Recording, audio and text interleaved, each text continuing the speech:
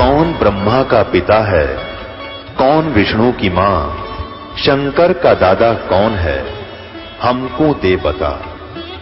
ये जानने के लिए कृपया सुनिए। जगत गुरु तत्वदर्शी संत रामपाल जी महाराज के अमृत वचन सर्व पवित्र धर्मों के पवित्र शास्त्रों के आधार पर। दर्शकों, जगत गुरु संत रामपाल जी महाराज के अद्भुत अलौकिक सत्संग प्रवचनों ने हिंदुस्तान में ही नहीं बल्कि विश्व में एक आध्यात्मिक ज्ञान की क्रांति ला दी है। लाखों श्रद्धालुओं ने हमें इन सत्संगों के प्रसारण के लिए बधाई पत्र भेजे हैं। इसके साथ साथ कुछ श्रद्धालुओं ने कुछ शंकाएं भी हमारे को भेजी हैं। हमने उन सब श्रद्धालुओं की शंकाओं के निवारण के लिए संत रामपाल जी महाराज से भेंट की तथा महाराज जी से उन सभी शंकाओं का निवारण जाना, जिसकी जिज्ञासा हमारे दर्शकों में बनी हुई है। तो आइए अब जानते हैं परम पूज्य जगत गुरु तत्वदर्शी संत रामपाल जी महाराज से आपकी हर शंका का समाधान। महाराज जी, गीता अध्याय 18 के श्लोक 62 में गीता ज्ञानदाता अपने से अन्य परमेश्वर की शरण में जाने को कहता है। वह परमेश्वर कौन है? पुण्यात्माओं, गीता अध्याय नंबर 18 के श्लोक नंबर 62 और 66 में गीता ज्ञानदाता कहता है कि अर्जुन तू सर्वभाव से उस परमेश्वर की शरण में जा। उसकी कृपा से तो परम शांति को और सनातन परम धाम को प्राप्त होगा, उस परमेश्वर की कृपा से। और गीता अध्याय नंबर 18 के श्लोक नंबर 66 में एक वर्ज शब्द है, वर्ज। अब वर्ज माने जाना होता है। जैसे इंग्लिश वर्ड है गो, तो गो मीन जाना। और जहां गो शब्द लिखा हो कोई कहीं पर लिख रहा क्या ही इज गोइंग, उसका अर्थ कर दे वो आ रहा है तो उसमें कितने नंबर आएंगे उस विद्यार्थी का? 0। और ये हमारे धर्मगुरु 100 के 100 नंबर प्राप्त कर रहे। वर्ज माने जाना होता है, इन्होंने आना कर रखे है। तेरा गजब भैया। कहते गुरु बिन काहू न पाया ज्ञाना, जो थोथा बुस चढ़े मूड किसाना। गुरु बिन वेद पढ़ जो प्राणी, समझन सार रहे अज्ञानी। ये अज्ञानी थे सारे के सारे आज तक। गुरु मिला नहीं इनको।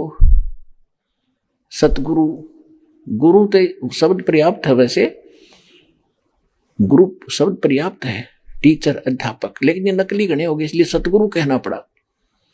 तो सतगुरु बिन काहू न पाया ज्ञाना, जो थोथा भूसड़े मूड किसाना। और सतगुरु बिन वेद पढ़े जो प्राणी, समझे न सार रहे ज्ञानी। सारे ज्ञानी थे। आज वेद दास ने पढ़ाए भगवान की दया से, और सदगुरु दास ने पढ़ाए आपको। आज आपके उंगलियां पर करवा दी या सब अध्याय और इनके शब्द। विष्णु जी कहते हैं मैं दुर्गा से ऊपर कोई देवता नहीं जानता। सचित्र मोटा टाइप, गीता प्रेस गोरखपुर से प्रकाशित। इसके कौन है संपादक, कौन है इसके देखिएगा। हनुमान प्रसाद पोदार, चिमनलाल गोस्वामी, और ये प्रकाशक है इसके। ये 28 पृष्ठ है। ये प्रथम स्कंद, पहला स्कंद है। और ये संक्षिप्त देवी भागवत 28वें, वही पढ़ रहे हम। नारद और व्यास जी की गोष्ठी हो रही है।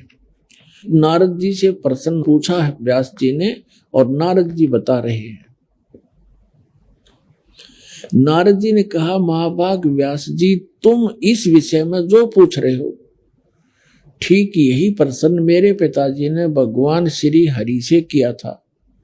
देवा अधिदेव भगवान जगत के स्वामी हैं। लक्ष्मी जी उनकी सेवा में उपस्थित रहती हैं, यानी विष्णु जी के विषय में बता रहे हैं। ऐसे जगत प्रभु भगवान श्री हरि महान तप कर रहे थे। उनकी समाधि लगी थी। यह देखकर मेरे पिता ब्रह्मा जी को बड़ा आश्चर्य हुआ।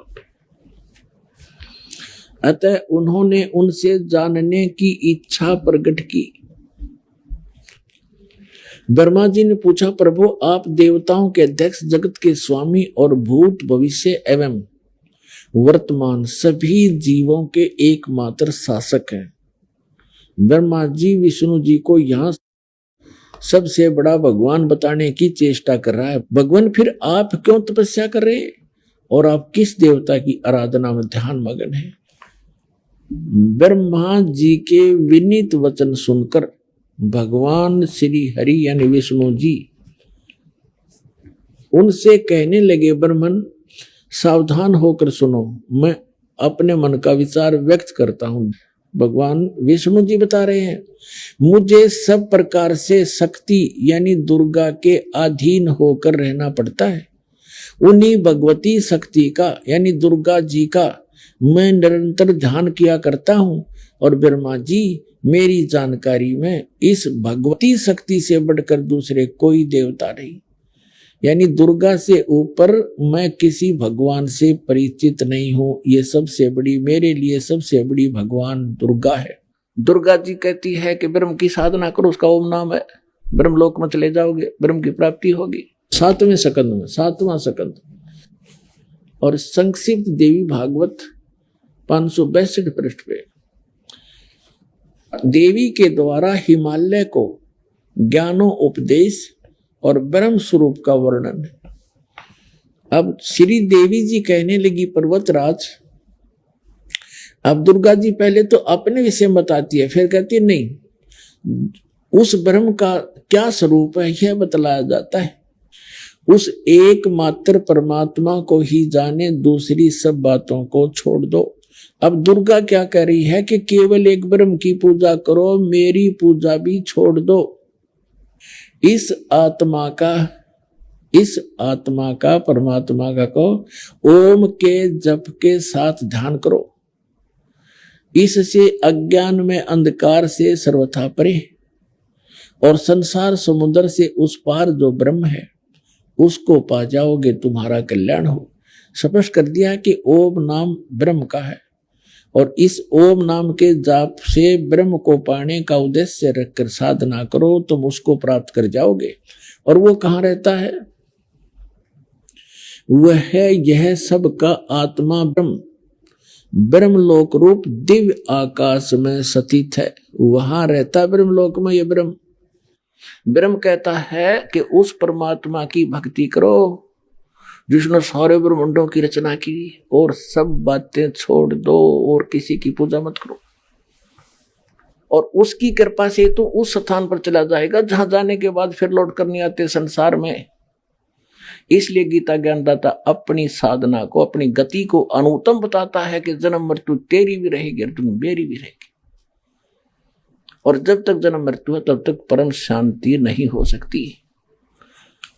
वो पूर्ण मोक्ष होगा, उस शाश्वत स्थान पर चले जाएंगे जो सदा रहता है, कभी नाश नहीं होता, जिसको परमेश्वर ने संत भाषा में सत्यलोक कहा है। सत्य माने अविनाशी, लोक माने स्थान। गीता अध्याय नंबर 18 के श्लोक नंबर 62 में उसको शाश्वतम स्थानम, सतलोक, सत्य स्थान जिसका नाश कभी ना हो, अविनाशी स्थान, वहां चला जाएगा।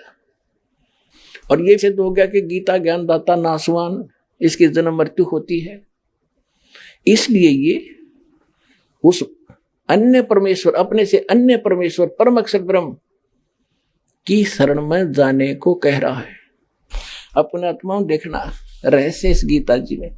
गीता अध्याय नंबर 7 के श्लोक नंबर 19 में स्पष्ट कर दिया, बहुनाम जन्मानाम अन्ते ज्ञानवान माम प्रपद्यते वासुदेव सर्वमिति स महात्मा सुदुर्लभ है। ओए होए, क्या बताया है कि बहुत बहुत जन्मों के किसी अंत के जन्म में कोई ज्ञानी आत्मा माम प्रपद्यते, मेरी भक्ति करता है ब्रह्म तक की, ना तो नीचे की जय गणेश देवा जय गणेश देवा, इन पत्थर की पूजा मंडे रहते, लगे रहते। कोई एकाध करता है ब्रह्म साधना और वो बता दी बात घटिया है मेरे वाली। फिर कहते हैं वासुदेव सर्वमिति स महात्मा सुदुर्लभ है। ओए होए, ये बताने वाला कि वासुदेव का अर्थ क्या होता है? जिस परमात्मा का सबके ऊपर अधिपत्य हो, वो सर्वशक्तिमान सर्वगतम ब्रह्म, उसको वासुदेव कहते हैं। वेद में वासुदेव परमेश्वर कबीर जी के लिए उपमात्मक लिया गया है। और इन्होंने वासुदेव ला दिया श्री कृष्ण के, कर श्री कृष्ण तो वासुदेव का बेटा था। और वासुदेव एक व्यक्ति था जिसका नाम वेदों से ही उनके गुरुओं ने सेलेक्ट करके लिख दिया। श्री कृष्ण वासुदेव नहीं था, ये तो एक ब्रह्मांड में एक विभाग का मंत्री है, सतोगुण विभाग का। और परम अक्षर परम पूर्ण परमात्मा असंग ब्रह्मांड के स्वामी है, वो है वासुदेव।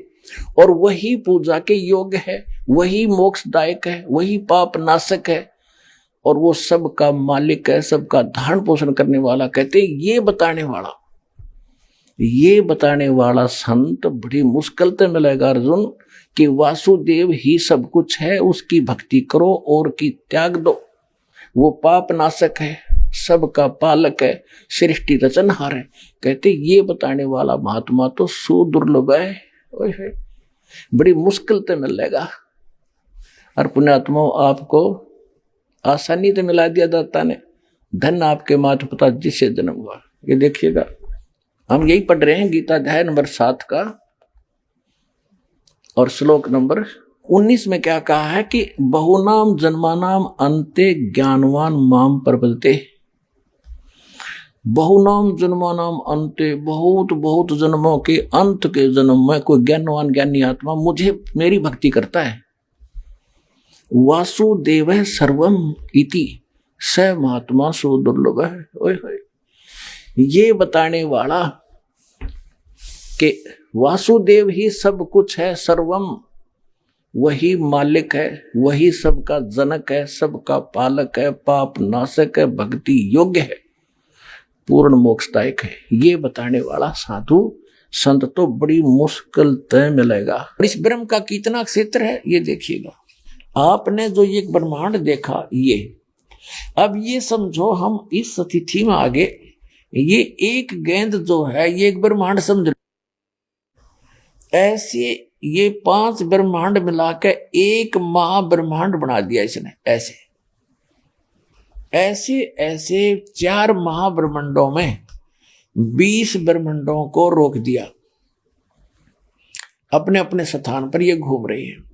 ये सारा एक 20 ब्रह्मांड का क्षेत्र है। फिर इसके बाद एक ब्रह्मांड ये और है इसका, ये सारा भी एक ब्रह्मांड है। ये तो दिखाने के लिए थोड़े से लिखने में नहीं आ रहे थे। इसका भी अलिपिकल शेप है, ऐसे ऐसे अलग से। तो ये ब्रह्मांड अलग से है, ये 21वां ब्रह्मांड है इसका। तो ये कुल मिलाकर ये सारे, ये ब्रह्मांड नहीं है, ये तो दिखाने के लिखने के लिए थोड़े बड़े बनाने पड़े। तो ये सारा एक ब्रह्मांड है इतना, ऐसे एलिपिकल शेप है इसकी भी ऐसे। तो ये एक ब्रह्मांड अलग है, ये 20 ब्रह्मांड ये है। एक ब्रह्मांड जो मैंने अभी आपको पहले दिखाया था वो समझो एक गेंद है, या एक गेंद जैसी है, ये इतना आ गया। और इस समझने के लिए तो ये 21 ब्रह्मांड का स्वामी है, ये 21 ब्रह्मांड का स्वामी है ब्रह्म, सरपुरुष, काल, शैतान, जिसको शैतान कहते हैं, ये है। और ये सरपुरुष भी कहलाता। अब देखो, अब ये है, ये जो आपने देखा 21 ब्रह्मांड का ये एक क्षेत्र है, अभी आपने देखा था, ये तो है सरपुरुष का। और इसके बाद जो ये स्थान है इतना, ये रेड लाइन जो है ये वाली, ये है 7 संख ब्रह्मांड इस परब्रह्म के, जिसको अक्षर पुरुष भी कहते हैं। ये सरपुरुष है, ये अक्षर पुरुष है। और ये ओवरऑल कंट्रोल जो अल्लाह अकबर है, अल्लाह अकबर है, अल्लाह अकबर यानी बड़ा भगवान, वो ये है। ये छोटे छोटे जो डॉट दिखे ये सारे ब्रह्मांड है, ये चारों तरफ ये सारे, ये सतलोक है सारा, ये सतलोक ये। और इसके ये है वो मूल मालिक अल्लाह अकबर, जो 7 में वो कहते हैं अर्श कुर्स पर अल्लाह तकत है, खालिक बिन नहीं खाली। तो ये तकत है उस मालिक का, स्थान है, सिंहासन है। और इसके अंतर्गत ये परब्रह्म 7 संग ब्रह्मांड वाला ये भगवान भी इसी के अंतर्गत आता है। और ये काल भगवान, ये जो कुरान शरीफ का ज्ञानदाता और श्रीमद् भगवद गीता का ज्ञानदाता, चारों वेदों का ज्ञानदाता और इन पवित्र बाइबल का ज्ञानदाता, ये है। ये तो इतना अल्लाह है, इतना खुदा है, बस ये इतना, ये 21 ब्रह्मांड का। और इसके बाद ये देखो 7 संख ब्रह्मांड परब्रह्म के, अक्षर पुरुष के। और ये है असंख्य ब्रह्मांड ओवरऑल कंट्रोलर, ये है वो कुल का मालिक, ये है वो अल्लाह अकबर, बड़ा भगवान ये है। और इसके फिर अन्य ऊपर लोक और हैं, अलख लोक और अगम लोक और अनामी लोक, जिसको अलह लोक भी कहते हैं। ये ओवरऑल कंट्रोलर, ये मालिक ही अन्य लोकों में भी अन्य रूप धारण करके यही परमात्मा सबका कंट्रोल करता है। और ये है वो मूल मालिक, संसार रूपी वृक्ष की ये जड़ है, वो परम अक्षर ब्रह्म, वो अल्लाह अकबर, वो जड़ है पूरे संसार रूपी वृक्ष की, जो सबका धारण पोषण करता है, तीनों लोकों प्रवेश करके। ये बताने वाला कि वासुदेव ही सब कुछ है, सर्वम, वही मालिक है, वही सबका जनक है, सबका पालक है, पाप नाशक है, भक्ति योग्य है, पूर्ण मोक्षदायक है। ये बताने वाला साधु संत तो बड़ी मुश्किल तय मिलेगा। इनका अनुवाद देखिए, बहुत जन्मों के अंत के जन्म में तत्व ज्ञान को प्राप्त पुरुष सब कुछ वासुदेव ही है, यानी नीचे लिखा भी उन्होंने, अर्थात वासुदेव के सिवा अन्य कुछ है नहीं। बिल्कुल सही है, इन वासुदेव श्री कृष्ण मान रखा था, ये उस पर कह रहे, इसका अर्थ ये सही है, सब कुछ वासुदेव ही है। इस प्रकार मुझको बचता हुआ महात्मा सुदुर्लभ है। कर दिया ना अज्ञान, इन्होंने बकवाद कर दी सारी। इसका सीधा सा अर्थ है, देखो संस्कृत पढ़ेंगे, बहुनाम जन्मानाम अंते ज्ञानवान माम प्रपद्ये। बहुत बहुत के अंत के किसी जन्म में ज्ञानी आत्मा मेरी भक्ति करता है। और वासुदेव सर्वमति, वासुदेव ही सब कुछ है, इति यह बताने वाला स महात्मा सुदुर्लभ है। वो संत तो बड़ी मुश्किल तय मिलता है। एक समय परमात्मा मिले थे आदरणीय गरीबदास साहिब जी को, कबीर साहब, गांव छुड़ानी, जिला जज्जर, हरियाणा। उसके पश्चात उनको ये ज्ञान पर कंप्लीट दे ही दिया था, अपने से परिचित करा दिया था, सतलोक ले गए थे, वापस छोड़ा था। तो उस एक समय पंजाब का रहने वाला लुधियाना के पास एक वासियर गांव है, वहां का एक 800-900 बीघे का जमींदार था सरदार जी, उसका नाम था राम राय। ये सिंह तो गुरु गोविंद सिंह के बाद लगाने लगे, पहले तकरीबन मिलते जुलते हिंदुओं वाले नाम ही थे इनके। तो उसको एक दिन कभी गरीबदास जी की वाणी ब्रह्म वेदी सुन ली किसी भगत के द्वारा, जो गरीबदास जी का शिष्य था। उससे उसने पूरा एड्रेस लिया उस संत का, वो आकर्षित हो गया इस वाणी पर, किसी महापुरुष की वाणी, और अब वर्तमान में जीवित है तो लाभ उठाना चाहिए, क्योंकि ये वाणी के बनबज हैं सिख पंजाब के लोग, बड़े आदर करते हैं पर संतों की वाणी का और संतों का। अब वो वहां से चल पड़ा एड्रेस लेकर छुडानी गांव का, 200 किलोमीटर पैदल आया, किधर रेल थोड़ी बहुत ट्रेन भी ना होंगी जब तक, जैसे तैसे वो छुडानी पहुंचा। गरीबदास जी से मिला, उन्होंने ज्ञान सुना, सारा ज्ञान सुन के तो दाना दाना गिन दिया गरीबदास जी ने। तो वो कहने लगे, महाराज ये ज्ञान तो आज तक किसी ने बताया नहीं हमारे को। गरीबदास जी बोले कि हम सुल्तानी नानक तारे दादू को उपदेश दिया, जात तुलाहा भेद नहीं पाया, काशी माए कबीरवा, कि आपके नानक जी को भी परमेश्वर मिले थे, उनको ज्ञान था, लेकिन उस वाणी को समझ नहीं सकते तुम। तो क्या कहा कि तत्व भेद कोई ना कहे। उसका नाम झुमकरा भी था, क्योंकि गांव में 2-2 नाम रख लिया करें गांव में, एक तो राम राय उर्फ झुमकरा, यानी वो गढ़ा डामाडोल सा दिमाग का आदमी था। एक बात ने कई बार पूछा करता, अविश्वास सा रहता था उसको, जिस कारण से गरीबदास जी ने उसको इसी नाम से पुकारा था, झुमकरा। उर्फ नाम झुमकरा था। झुमकरा से ज्यादा जाना जाता आदमी जिसका शॉर्ट नाम होगा मुंह में, वही ज्यादा प्रसिद्ध होता है। तो इसलिए अपने गरीबदास जी के ग्रंथ में एक अंग है झुमकरा, जो सरदार जी को समझाया था। क्या कहा था? तत्व भेद कोई ना कहे रे झुमकरा, ये पैसे ऊपर नाच सुनो राई झुमकरा, कोटो मध्य कोई नहीं रे झुमकरो, और वो में कोई गर्क सुनो राई झुमकरा। के तो पैसे ऊपर नाच हो रहा है, ये संत नहीं है, इनको तत्व भेद है ही नहीं, ना कोई जानता ना कह सकता। और कहते करोड़ संतों में कोई संत नहीं मिलेगा इस तत्व भेद का ज्ञाता, तत्व ज्ञान का ज्ञाता।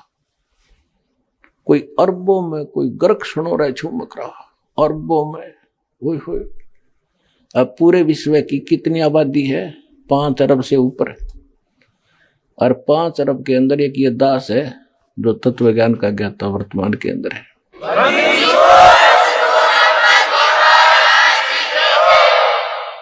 तो गरीबदास जी कहते हैं कोटों मध्य कोई नहीं रे झूमकरा। करोड़ संतों में नहीं पाओगे इस ज्ञान का ज्ञाता। और कंप्लीट कोरस हो उसके पास, पूरे मंत्र हो। ग्रक माने saturated, complete in all respect. देसी भाषा ग्रक यानी कति कंप्लीट, जिसमें कोई कसर ना हो, ऐसा संत। कहते कोटों मध्य कोई नहीं रे झूमकरा। करोड़ों में कोई नहीं है, अरबों में कोई गर्क सुनो रही झूमकरा। तो यहां गीता जी भी वही कहती है, बहु नाम जन्माना मनते ज्ञानवान माम पर्वते वासुदेव सर्वमिति स महात्मा सुदुर्लभ है। कि ये बताने वाला कि वासुदेव यानी सर्वशक्तिमान परमात्मा जिसका सबके ऊपर अधिपत्य है, वो वासुदेव है। जैसे ब्रह्मा जी, विष्णु जी, शिव जी, ये सबके ऊपर सबके मालिक नहीं है। वासुदेव माने सबके ऊपर जिसका वास है, जो सबका मालिक है। ये केवल ब्रह्मा विष्णु महेश एक एक विभाग के एक ब्रह्मांड में मालिक है। ये कुल के मालिक वासुदेव नहीं है। सरपुरुष यानी ज्योति निरंजन कालीन का पिता ब्रह्म, ये केवल 21 ब्रह्मांड का मालिक है। ये कुल का मालिक नहीं, ये वासुदेव नहीं है। अक्षर पुरुष केवल 7 सिंह ब्रह्मांड का मालिक है। ये कुल का मालिक नहीं है, ये वासुदेव नहीं है। परम अक्षर ब्रह्म ये ओवरऑल कंट्रोलर है, सब का मालिक है। ये वास्तव में वासुदेव है, वो कबीर परमात्मा। हम सुल्तानी नानक तारे दादू को उपदेश दिया, जात जुलाहा भेद न पाया, वो काशी महे कबीर हुआ।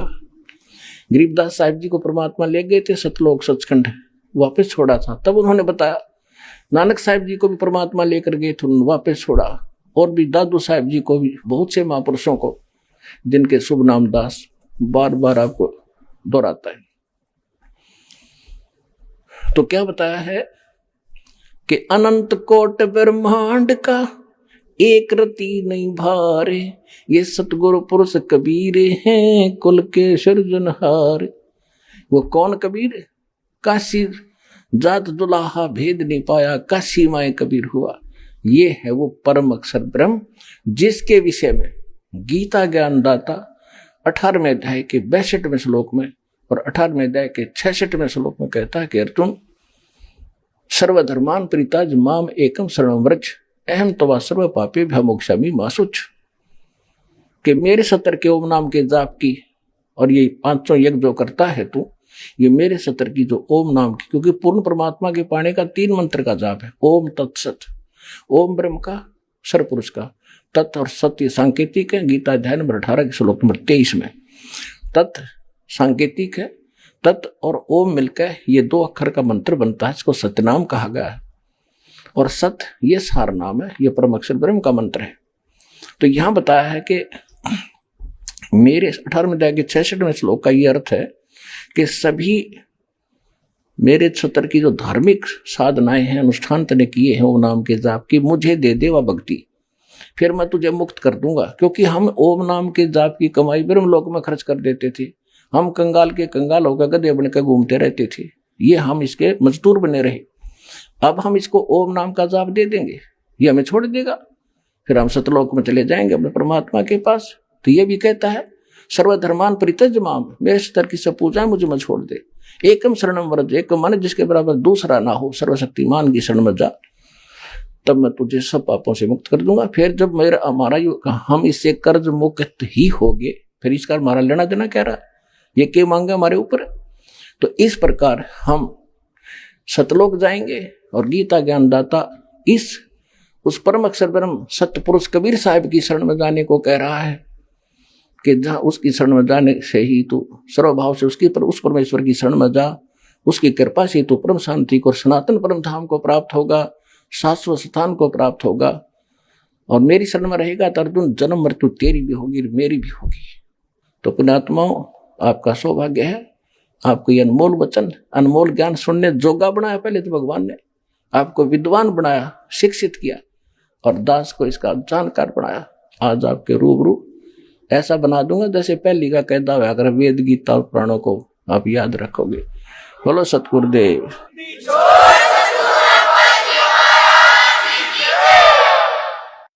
आइए अब हम उन श्रद्धालुओं के अनुभव जानते हैं जो जगत गुरु तत्वदर्शी संत रामपाल जी महाराज जी से दीक्षा प्राप्त कर चुके हैं तथा उनके द्वारा बताए गए भक्ति मार्ग पर चल रहे हैं। नमस्कार सर। सत साहब जी। सर क्या शुभ नाम है आप जी का? मेरा नाम राजीव दास है। सर कहाँ से आए हैं आप? मैं वैसे तो चंडीगढ़ से बिलोंग करता हूँ, लेकिन मैं लंदन से आया हूँ। मैं इंग्लैंड में रहते हुए मेरे को 10 साल हो गए। Sir, what is your occupation? I've been working as a physiotherapist for the past 10 years in England. I went to England in 2003, and ever since I've been living there as a physiotherapist. I've been working in one of the hospitals close to London, on the outskirts of Greater London. Sir, what did you come into the refuge of Sant Rampal Ji Maharaj? It is a slightly complicated story. In 2003, I was about to get married to my wife, of course, and when I came into her contact, she told me about Sadguru Rampal Ji Maharaj, and during that time she talked to me about different things which I had never heard in the past. So things like who is Supreme God, where does he live, what does he look like, मतलब पूर्ण परमात्मा कैसा है, वो कैसा दिखता है, वो कहाँ है, क्या करता है, कहाँ रहता है, इसके बारे में मेरे को बिल्कुल भी ज्ञान नहीं था। तो ये सारी भक्ति करने से पहले, मैं एक ब्राह्मण फैमिली को बिलोंग करता हूँ, तो मैं ये पारंपरिक अपनी भक्ति करता था। भक्ति तो हम क्या करते थे, चंडीगढ़ में रहते थे, पले बड़े वहीं पे थे, तो हमारी भक्ति वही नाम की भक्ति थी। मंदिर चले आते थे, मंगलवार को बुदाने का प्रसाद चढ़ा देते थे, फिर कभी कोई शिवरात्रि होती थी तो मंदिर जाके शिव जी की शिवलिंग पे पानी चढ़ा देते थे।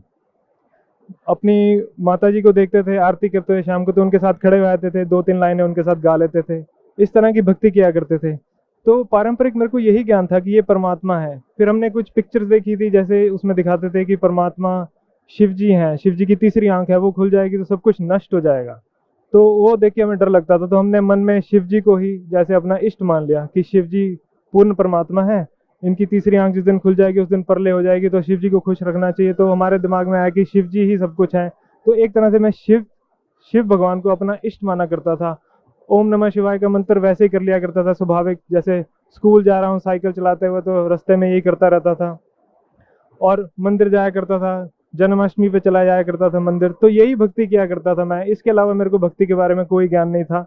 ना मैंने कभी वेदों का नाम सुना था, ना मैंने गीता का नाम सुना था। गीता का नाम भी मैंने पहली बार तब सुना जब टीवी पे वो सीरियल आया श्री कृष्ण जी के बारे में, उसमें दिखाया गया कि श्री कृष्ण जी ने गीता का ज्ञान दिया, तो मैंने पहली बार जिंदगी में गीता का नाम सुना था।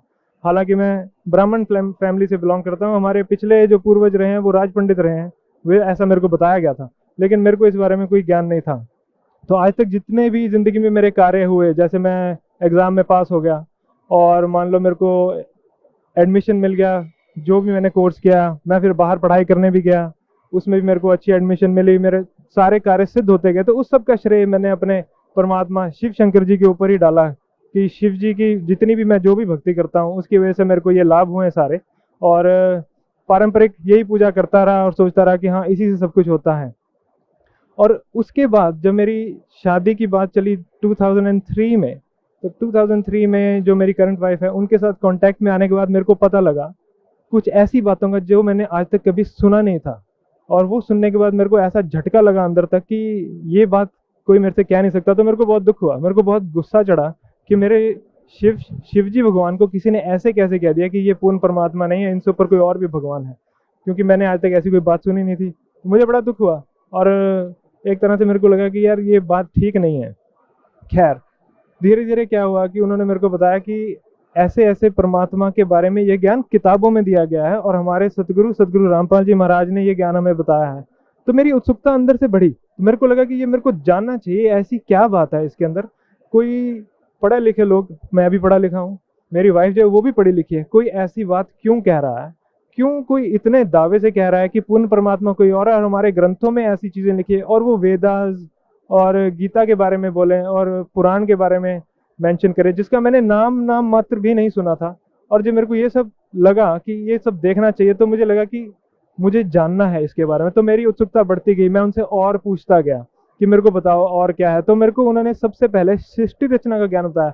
ये मेरी बात उनसे फोन पे हुआ करती थी, मैं उस वक्त इंग्लैंड में ही था, और फोन पे उन्होंने मेरे को जैसे सृष्टि रचना का ज्ञान बताया, एक दो चीजें और बताई, और मैंने जाके थोड़ा इंटरनेट के ऊपर खोला, गुरु जी की वेबसाइट को भी खोला थोड़ा सा, जो www.jagatgururampalji.org, और थोड़ा मैंने बाकी गीता की वेबसाइट को खोला। तो उसमें एक दो श्लोक ऐसे जैसे उन्होंने बताए थे मेरे को, तो उसमें कुछ श्लोक संकेत कर रहे थे कि पूर्ण परमात्मा कोई और है, और वो जो गीता का ज्ञान देने वाला परमात्मा है वो अर्जुन को कह रहा है, अर्जुन अगर तुझे पूर्ण मोक्ष चाहिए या पूर्ण शांति चाहिए तो उस परमात्मा की शरण में चला जा।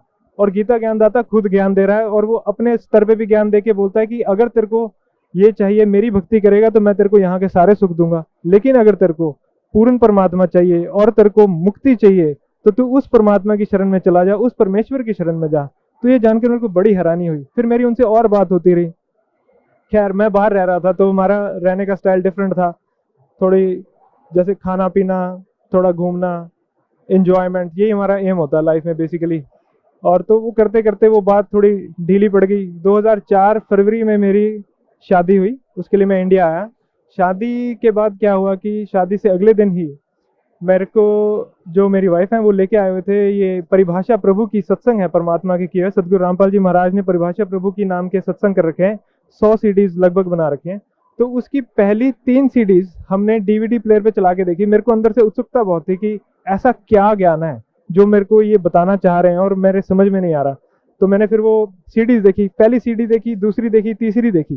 तीसरी सीडी देखने के बाद ऐसा लगा कि परमात्मा ने इतने प्रमाण दिए हैं, वेदास खोल खोल के दिखाए, भगवत गीता खोल के दिखाई, कुरान खोल के दिखाई, बाइबल खोल के दिखाई, सारे पुराण दिखाए, और उसमें से एक ही बात सिद्ध की कि पूर्ण परमात्मा कौन है, पूर्ण परमात्मा को कैसे पाया जा सकता है, वो कहाँ रहता है और उसका क्या नाम है। ये जानकर मुझे इतना हर्ष हुआ कि मैंने अपने माता पिता को सबको बताया, और उन्होंने भी मेरे साथ बैठ के ये ज्ञान सुना, और इस चीज में उन्होंने हामी भरी कि हाँ, ऐसा गीता में लिखा गया है कि किसी और परमात्मा के बारे में गीता ज्ञानदाता ज्ञान देना चाह रहा है। और उन्होंने इसमें सहमति व्यक्त की कि हाँ, ऐसा है, कुछ ये बात है।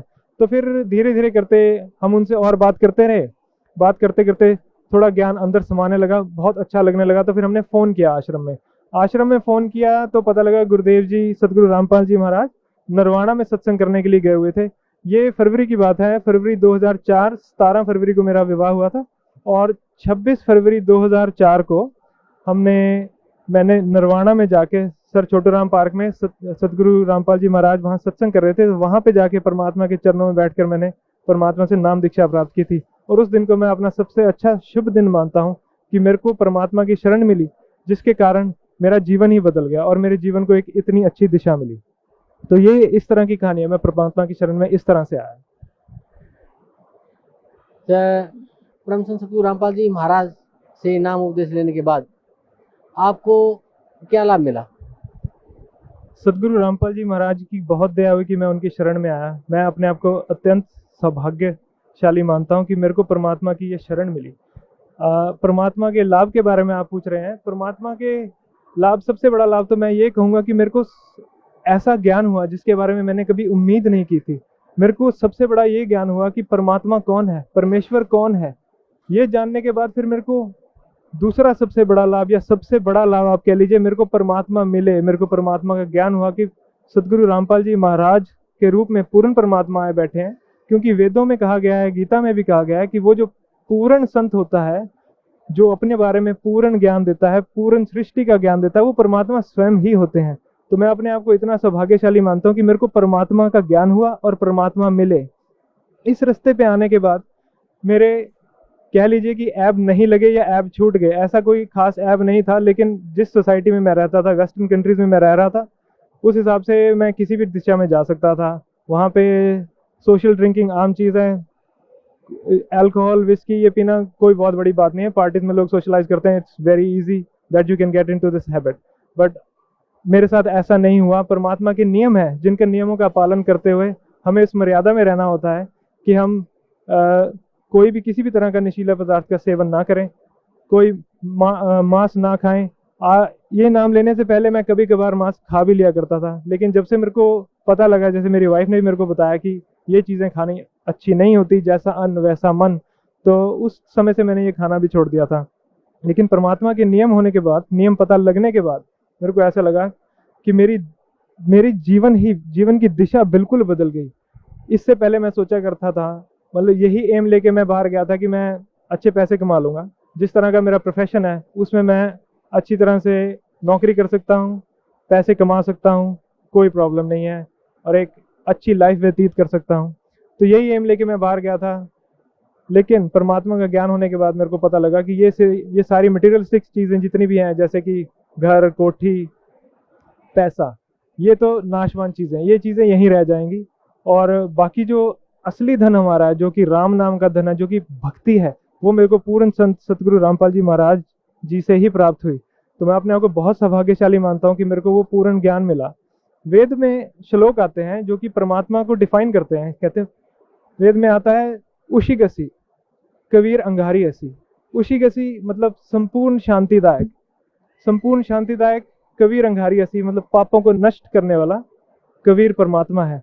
तो ये ज्ञान मेरे को वेदों से हुआ, और यही मेरे को लाभ परमात्मा की भक्ति प्राप्त करने के बाद हुआ। जब मैंने परमात्मा से भक्ति प्राप्त करके अपनी सच्ची भक्ति शुरू की, तो मुझे अपने जीवन में संपूर्ण शांति मिली, उसका अनुभव हुआ, और इस चीज़ का आभास हुआ कि हाँ, परमात्मा की सच्ची भक्ति करने से परमात्मा आपके जो बुरे से बुरे कष्ट हैं उनको दूर कर देते हैं, और जो हमारे पुराने इकट्ठे हुए पाप हैं उनको भी नष्ट कर देते हैं, जिसकी वजह से हमारा जीवन आगे सरल हो जाता है। तो इसके कारण मेरे को ऐसा लगता है कि मेरे को एक मेंटल सेटिस्फैक्शन, मेंटल पीस मिली।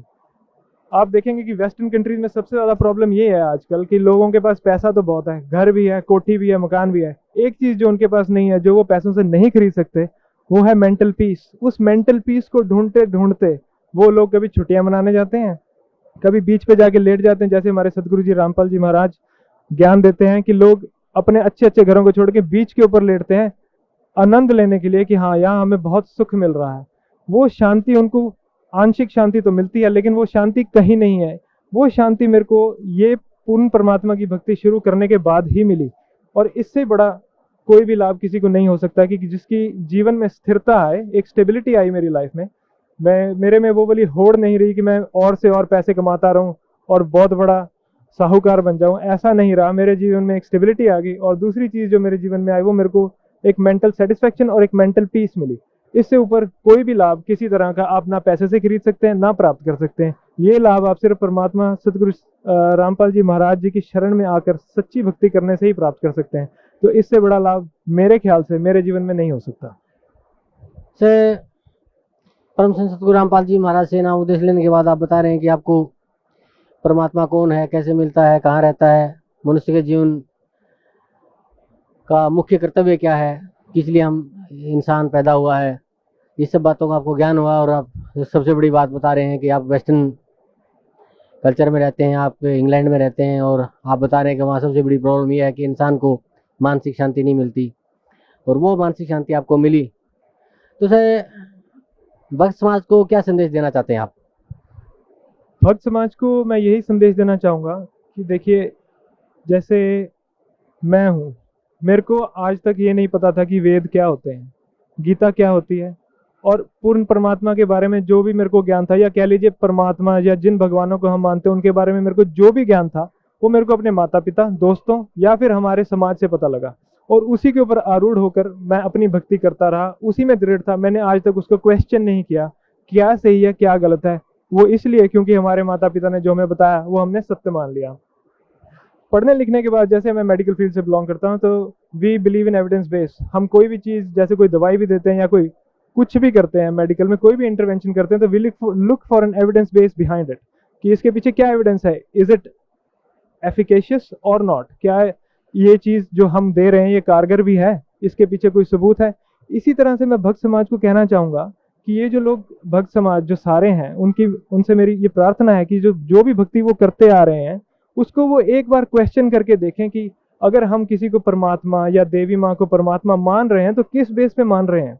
देवी माँ का एक पुराण आता है जिसको देवी भागवत महापुराण कहते हैं, ऐसे ही शिव शंकर जी का एक पुराण है जैसे शिव पुराण है, और इनसे ऊपर हमारे गीता और वेद है। उसके अंदर क्या लिखा है, क्या वो मैच करता है हमारी बाकी नॉलेज से जो हमें बताई गई है? मेरी भक्त समाज से ये प्रार्थना है कि वो कम से कम अपने ग्रंथ खोल के देखें कि हमारे ग्रंथों में क्या लिखा है, शिव जी क्या कहना चाह रहे हैं। शिव पुराण में कई जगहों पे आपको ऐसा लिखा मिलेगा कि शिव जी, विष्णु जी और ब्रह्मा जी अपने आप को जन्म और मृत्यु में कह रहे हैं। ये मैं नहीं कह रहा, ये हमारे ग्रंथों में लिखा हुआ है। वो कहते हैं कि हमारा तो आविर्भाव और तिरोभाव हुआ करता है, और वो अपनी माता जो कि दुर्गा माँ है उसको एड्रेस करते हुए कह रहे हैं कि माता तुम ही नित्य हो, जगत जननी हो, संपूर्ण तुम ही जगत जननी हो। तो वो चीजें मनगढ़ंत तो है नहीं, हमारे ग्रंथों में लिखी हुई हैं, तो उनको खोल के देखिए। फिर अगर आप उनके ऊपर थोड़ा सा अनुसंधान करेंगे तो आपको पता लगेगा कि ये चीजों का मतलब क्या है। और इसका असली हल ढूंढने के लिए परमात्मा सतगुरु संत रामपाल जी महाराज जी के प्रवचन सुनिए, क्योंकि सतगुरु रामपाल जी महाराज ने क्या कर रखा है कि जो भी बात वो कहते हैं प्रमाण सहित कहते हैं। उन्होंने प्रोजेक्टर के ऊपर, टीवी पे एक एक चीज का प्रमाण दे रखा है। हमारे ग्रंथों में से एक एक लाइन खोल के दिखा रखी है कि शिव जी क्या कहना चाह रहे हैं, विष्णु जी क्या कहना चाह रहे हैं, ब्रह्मा जी क्या कहना चाह रहे हैं, और किस पूर्ण परमात्मा की तरफ वो संकेत करना चाह रहे हैं। माता भी, जो माता दुर्गा है, वो भी देवी पुराण में किसी और परमात्मा की तरफ संकेत करती है। तो ये सब कलेक्टिवली क्या बताना चाह रहे हैं, इसी तरह से परमात्मा ने हमें कुरान शरीफ और बाइबल में से ज्ञान दिया है, और ये प्रूव किया है कि परमात्मा एक है जिसका नाम कबीर देव है, या हमारी लोकल भाषा में कह लीजिए कबीर साहिब है या कबीर देव है। वो परमात्मा का ज्ञान इन सारे ग्रंथों में एक ही है। गीता में भी यही है, वेदास में भी यही है, बाइबल और कुरान में मिलाकर यही है। तो इतने सारे एविडेंस देखकर मेरे को ये संतुष्टि हुई कि actually yes, this is the right way of worship, this is the right path which is the one we should follow, and this is what I want to say to the deity society. यही मैं भक्त समाज से कहना चाहूंगा कि वो कम से कम परमात्मा के सत्संग को सुने और देखें, और अगर उस पर यकीन नहीं होता तो वो उनकी किताबें खोल के देख लें, किताबों से मैच कर लें और जाने कि परमात्मा क्या कहना चाह रहे हैं। कबीर साहब का एक श्लोक है, वो कहते हैं कि ये मानव जन्म दुर्लभ है, ये मिले ना बारंबार, जैसे तरवर से पट्टा टूट गिरे बहुर न लगता डार। ये जो मानव शरीर हमें प्राप्त हुआ है, ये भक्ति करने के लिए प्राप्त हुआ, और एक बार ये मानव शरीर खत्म हो गया तो ये एक पत्ते की तरह है जो पेड़ से टूट के फिर सूख जाता है और मर जाता है। इसी तरह हम मरने के बाद किसी भी योनि में जा सकते हैं, कोई कुत्ता बन सकता है, गधा बन सकता है, 84 लाख योनि में भी जा सकते हैं। हमें मानव शरीर इसलिए प्राप्त हुआ है कि हम परमात्मा की पूर्ण भक्ति कर सकें, और जो हमारे जीवन का मेन उद्देश्य है मोक्ष, वो प्राप्त कर सके। भौतिक सुख तो इस भक्ति से हमें स्वाभाविक ही हो जाते हैं, वो तो एज अ बाय प्रोडक्ट मिलता है हमें इस भक्ति का, लेकिन जो हमारी भक्ति का मेन एम है वो है मोक्ष प्राप्त करना। वही मोक्ष जो गीता में भगवान श्री कृष्ण जा गीता ज्ञानदाता अर्जुन को कहता है कि उस मोक्ष को प्राप्त करने के लिए तू उस परमेश्वर की शरण में जा जिससे तेरे को वो मोक्ष प्राप्त होगा। और उसी के लिए वो कहते हैं कि उन तत्वदर्शी संतों से जाके उनको दंडवत प्रणाम करो, उनसे वो ज्ञान सुन जो तुझे पूर्ण परमात्मा का ज्ञान करेंगे, और फिर उनकी शरण में जाने से तेरे को मोक्ष प्राप्त होगा। तो मेरी भक्त समाज से यही प्रार्थना है कि जीवन में हम जो भौतिक लाभ लेना चाहते हैं वो भी एक सच्ची भक्ति करने से ही प्राप्त होते हैं, और जो हमारा जीवन का मेन उद्देश्य है जो कि मोक्ष प्राप्त करना है, वो भी हमें एक सच्ची भक्ति करने से ही प्राप्त होगा। ये सच्ची भक्ति आज तक मैंने कहीं जीवन में नहीं देखी थी। आज तक किसी ने भी हमें ये वेद, पुराण, गीता, कुरान शरीफ, बाइबल खोल कर नहीं दिखाई थी, और ये सिर्फ सतगुरु रामपाल जी महाराज जी ने ये पूरे सारे जितने भी हमारे ग्रंथ और शास्त्र हैं, इन सबका समरी और एनालिसिस करके हमारे सामने रख दिया है, जिससे एक ही बात प्रूव होती है कि परमात्मा कबीर साहिब हैं या कबीर देव हैं, और वो सत्य लोग या शाश्वत स्थान में रहते हैं, और उनकी भक्ति करने के लिए एक पूर्ण संत चाहिए, और पूर्ण संत वो होगा जो आपको सृष्टि रचना का पूरा ज्ञान देगा और पूर्ण परमात्मा के बारे में पूरा ज्ञान देगा, और उससे भक्ति करने के बाद आप ये मोक्ष प्राप्त कर सकते हैं, और आप पूर्ण परमात्मा के उस लोक में जा सकते हैं जहां से हम बिछड़कर पहले आए थे। तो मेरी भक्त समाज से यही प्रार्थना है कि आप सतगुरु रामपाल जी महाराज जी का लिटरेचर पढ़िए, जो कि एक ज्ञान गंगा नाम की एक पुस्तक है, जिसमें विस्तृत बयान दिया गया है, लेकिन समरी में दिया गया। आप उसको पढ़ सकते हैं, और आप चाहें तो उसको अपने ग्रंथों से मिला सकते हैं। दूसरी एक वेबसाइट है www.jagatgururampalji.org। आप उस पर जाके ये सारे जितने भी एविडेंसेस हमारे गुरुदेव जी ने बता रखे हैं वो उस पर आप सारे चेक कर सकते हैं। गुरुदेव जी ने बहुत सारे वीडियोस बना रखे हैं, वो भी आप चेक कर सकते हैं। इसका एकमात्र रास्ता यही है कि आप अपने ग्रंथों का अनुसंधान कीजिए और परमात्मा सतगुरु संत रामपाल जी महाराज जी के प्रवचन सुनिए और पूर्ण ज्ञान प्राप्त कीजिए। इसी से आपको पूर्ण लाभ होगा और इसी से मोक्ष प्राप्त होगा। Thank you sir, thank you so much. नमस्कार सर, साहब भगत जी। क्या शुभ नाम है जी आप जी का? जी मेरा दुर्गा प्रसाद दास नाम। कहाँ से आए हैं जी आप? जी ग्राम हुसैना, जिला हमीरपुर और उत्तर प्रदेश। सर क्या काम करते हैं आप? जी मैं राज मिस्त्री का काम करता था। सर परम संत सतगुरु रामपाल जी महाराज की शरण में आने से पहले आप कौन सी भक्ति करते थे? मैं जी पहले विष्णु भगवान का पूजन करा करता था और नवरात्रि में व्रत करता था और 9 दिन जवारा भी रखता था। और वो जवारा कैसे रखते थे, हमारे गांव में हमारे बुजुर्ग बताते हैं कि एक घड़े मंगाते थे 2-4, उसके ऊपर का हिस्सा तोड़ करके और उसमें जौ बो दिया करते थे और 9 दिन उसकी सिंचाई किया करते थे और कुछ खाया भी नहीं करते थे। ऐसे इनकी हम करते रहे 9 दिन तक। 9 दिन के बाद फिर जब जिस दिन निकालना होता है तो उस दिन जो है निकाले जवारे और एक सांग बनवाते थे। इनकी लोहे की बड़ी भारी सांग होती थी, कोई 1.25 मन की होती थी, कोई 1.25 पसेरी की होती थी, कोई 1.25 कुंटल की भी होती थी। तो बताते थे कि अगर जो इनको सांग लेते हैं तो उनको कोई इनकी दुख नहीं होता है और सब परमात्मा उनका जो है पूर्ण करता है। इस प्रकार से मैंने 11 साल की उम्र से वो सांग इस तरफ से छिदा करके इस तरफ निकलवाता था मैं। और मैंने अभी तक इन साल तक इनकी जो है तो मैंने यही काम किया और जब मुझे कोई लाभ नहीं मिला। और वो जो दुर्गा पूजन करवाते थे, नवरात्रि में जवारा रखवाते थे, उसमें क्या कराते थे जी कि वो नवरात्रि के दिन घी देते थे और गुड़ चीनी सब कुछ देते थे, उसमें धूप डलवाते थे और बुजुर्ग बताते कि इसमें बाद में शराब भी डालो और शराब डालने के बाद बताते निबुआ भी काट के डालो, उसमें निबुआ भी काट के डाल दिया। फिर बोलते थे कि एक अंडा लेकर के और जिस दिन निकालो उस दिन जो है तो उधर फोड़ दो, वो अंडा भी फोड़ दिया उधर इनकी जो है। इस प्रकार से इनकी ये काम करवाते थे। मुझे ये कुछ ज्ञान भी नहीं था, मैं बहुत साल तक ही करता रहा। इसके बाद फिर मुझे ये हुआ, किसने बताया कि आप मौन चराया करो। हमारे यहाँ मौन कैसे चराते हैं, ये मोर के पक्खे होते हैं जो, तो उनको जो है ले करके और 2 दिन का व्रत होता है और नंगे पैर इनकी जंगलों में जाते हैं, जहाँ जहाँ आश्रम होते हैं वहाँ पे एक नारियल भी फोड़ा करते हैं और पान बतासा भी चढ़ाया करते हैं। और इस प्रकार से सारा दिन इनकी भूखे प्यासे भटक करके या शाम करके आते थे। और इसी प्रकार से मैंने कम से कम 7 साल तक इनकी मैंने ये मौन का भी व्रत किया, मगर उसमें मुझे कोई लाभ नहीं मिला।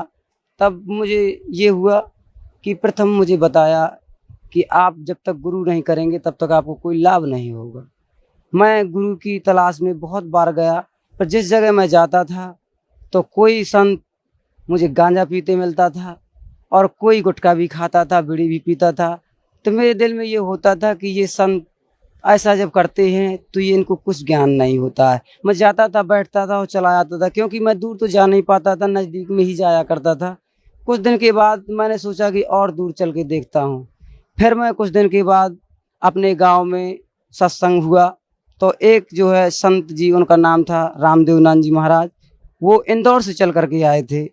तो उनसे मैंने कहा कि महाराज मुझे आप दीक्षा दे दें। तो उन्होंने कहा कि बेटा आपको दीक्षा तो दें, मगर आप गुटखा बीड़ी तम्बाकू सब छोड़ देना होगा। मैंने कहा सर सब छोड़ दूंगा।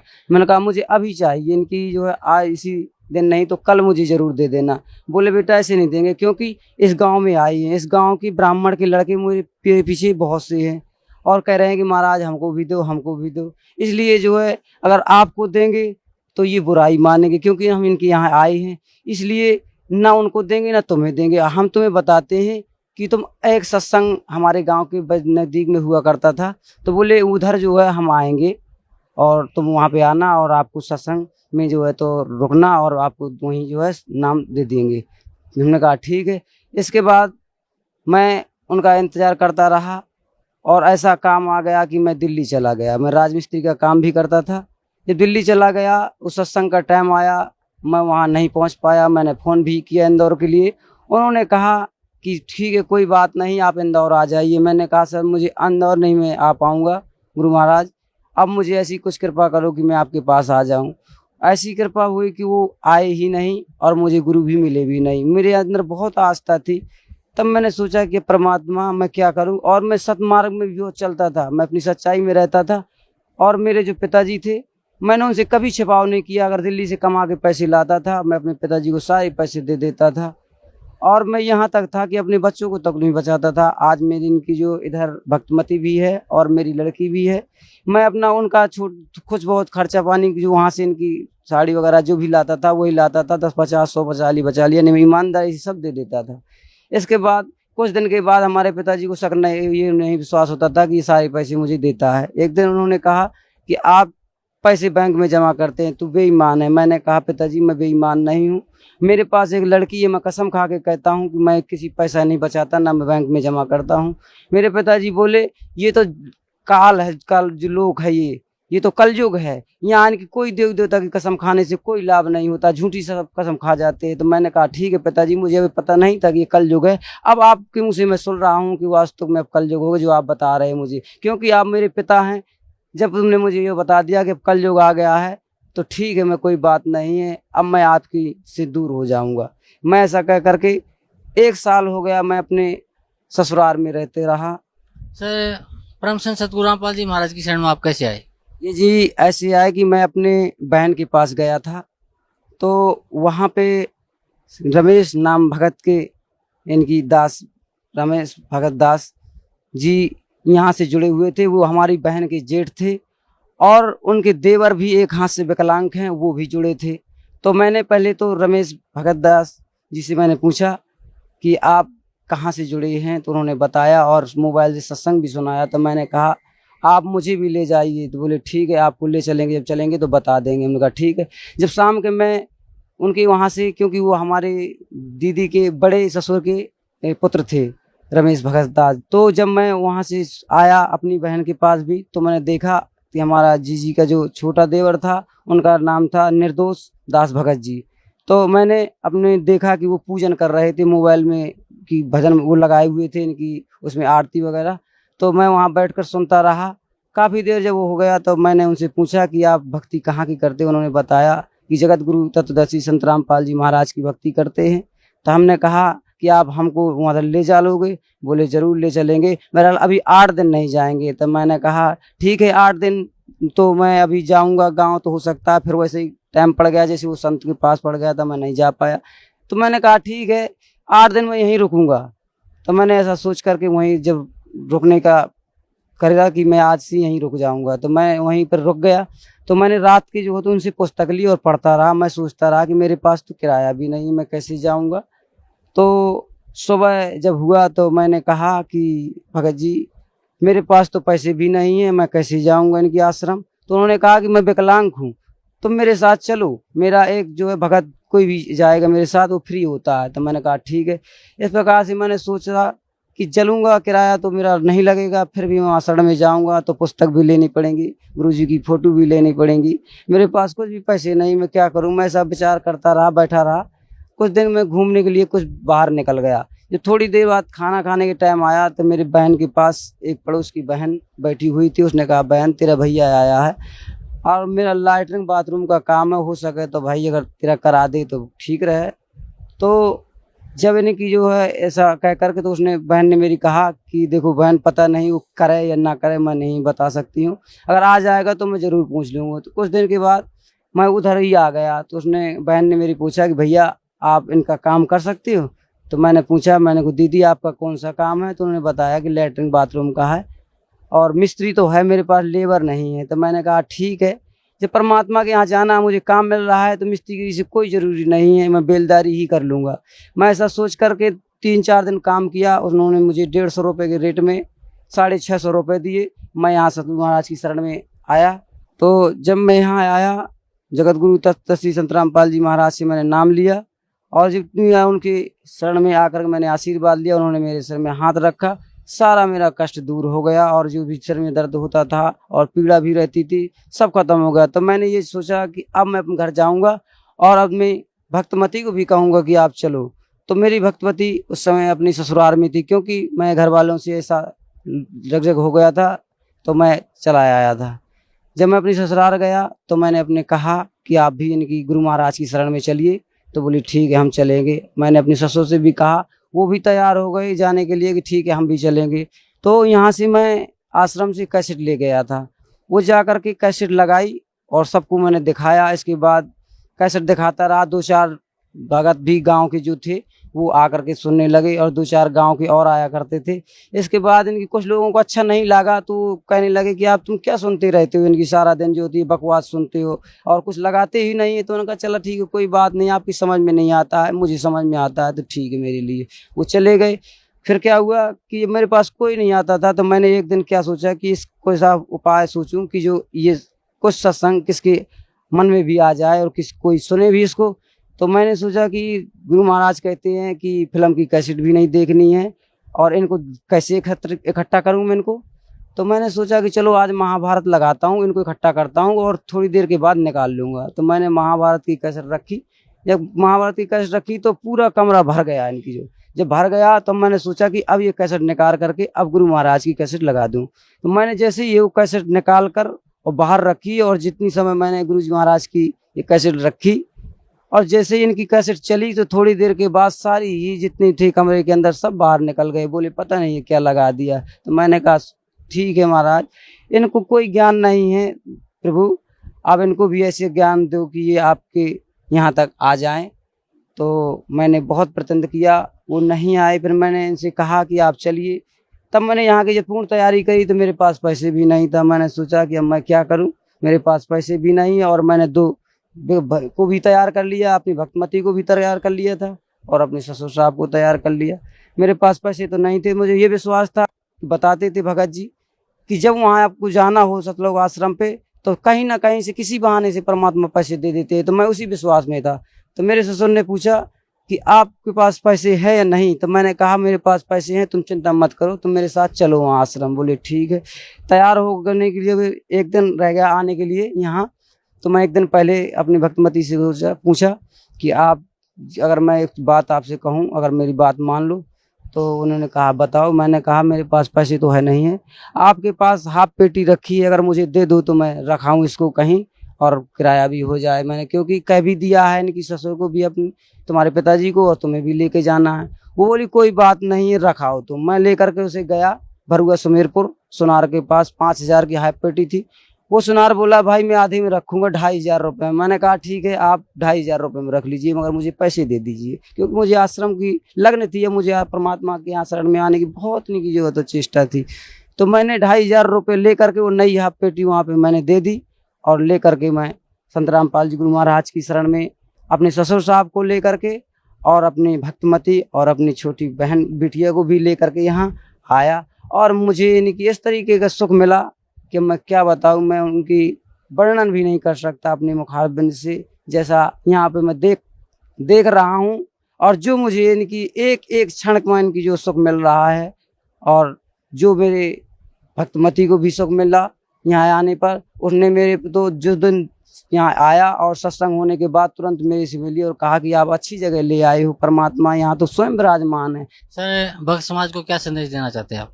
मैं ये चाहता हूँ भक्त समाजों को और अपने अगल बगल गांव वालों को कि ये जो करवाते हैं बुजुर्ग की नवरात्रि में व्रत रखवाते हैं, जवारा भवाते हैं, घी से उसका जो तो हवन कराते हैं, धूप करवाते हैं और फिर उसके बाद उसमें कह देते हैं कि शराब डाल दो, उसमें नींबू डाल दो, अंडा डाल दो, ये धार हो गई, ये ऐसा गलत काम मत करो, इसको छोड़ दो। और बताओ मैंने 11 साल से लेकर के अभी तक इनकी जो है तो सांग इस तरफ से लेकर के उस तरफ इनकी जो है तो कम से कम 100 इनकी 1 कुंटल तक की वजन की लेता रहा, जो कि 40 इनकी 30 भगत इनकी जो तो पकड़ करके मुझे जाते रहे, मगर मुझे कोई लाभ नहीं हुआ। तो मैं इससे कहता हूं कि ये नहीं करो। और जो आप ये मोर के पक्ष लेकर के उसमें जाते हैं, 2 दिन जंगलों में भटकते हो, उपवास करते हो, जगह जगह पे इनकी जो जंगलों की मंदिरों में प्रसाद चढ़ाते हो, उससे कोई लाभ नहीं है। इससे मैं कहता हूँ कि आप इधर आइए, अपना कल्याण कराइए। और एक बात मैंने ये भी सुनी अपने बुजुर्गों से कि वो कहते हैं कि हमारे ठाकुर देव पूछते हैं, कोई कहता है मेरा करताल देव भी पूछते हैं, कोई कहते हैं मेरी दुर्गा पूछती है, मुझे ऐसा करना पड़ता है वैसा करना पड़ता है, साल में 1 बार पूजा होती है, ये गुरु महाराज तुम्हारे सब छुटवाते हैं। तो उनके समझ में नहीं है। अब यहाँ जब आश्रम में आप आओगे तो आपको सब पता चलेगा कि आपके वो ठाकुर बाबा और ना आपके वो करताल बाबा और आपकी देवी क्या हैं और यहाँ परमात्मा की शरण में क्या है। तो इससे मैं भक्त समाज से यही कहूँगा कि आप बरवाला आश्रम में आकर के जगत गुरु तत्व श्री संत रामपाल जी की चरणों में आकर के अपना कल्याण कराएं और ये दंत कथा सारी ही बंद कर दें और आपका इसी में कल्याण हो जाएगा। जी धन्यवाद आपका बहुत बहुत।